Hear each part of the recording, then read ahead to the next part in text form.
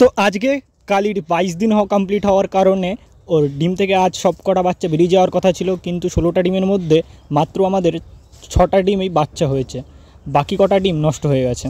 তো যাই হোক, সেই 6টা ডিমের মধ্যেও আবার একটা ডিম থেকে বাচ্চা কালি এখনও বার করিনি। বাকি 5টা ডিমে বাচ্চা হওয়ার কারণে সেই 5টা বাচ্চা নিয়েই আমরা ওকে বাইরে মশারিতে ঢুকিয়ে দেওয়ার জন্য তৈরি হচ্ছিলাম, কারণ এর আগে বাচ্চাগুলো না খাওয়ার জন্য জন্মের 2 দিনের মাথায় মারা গিয়েছিল। তাই এবার আমি আর ভাই ঠিক করলাম যে বাচ্চাগুলোকে এবার আর মরতে দেবো না। তাই ওদের মশারিটা রেডি করে দুজন মিলে বাচ্চাগুলোর সাথে মুরগিটাকে নিয়ে চলে আসলাম ওদের মশারির কাছে। মশারিতে এক এক করে বাচ্চাগুলোকে আমরা ভরতে থাকলাম। বাচ্চাগুলো ভরার সাথে সাথে আমাদের নজর ছিল ওর মা মুরগিটার উপর দিকে, কারণ এমনিতে ডিম পাড়ার পরে মুরগিগুলো খুব অ্যাগ্রেসিভ হয়ে যায়, কোনো কারণে যদি আমাদেরকে ঠুকরে না দেয়। তাই খুব সাবধানতার সঙ্গে কাজটা করতে হলো। মুরগির বাচ্চাগুলোকে একের পর এক ঢুকিয়ে দেওয়ার পরে আমরা আবার চলে আসলাম লাস্টের ডিমটার দিকে।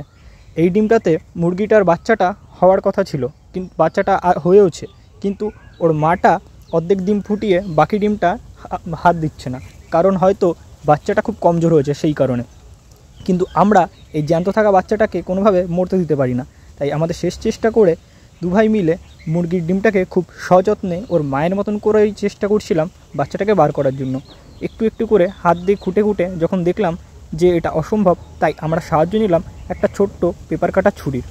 পেপারের ছুরি দিয়ে আমরা ডিমটার প্রায় 70% খোলস ছাড়িয়ে দিলাম। তারপরেও বাকি অংশটা ছাড়ানোর চেষ্টা করতে থাকলাম। আমরা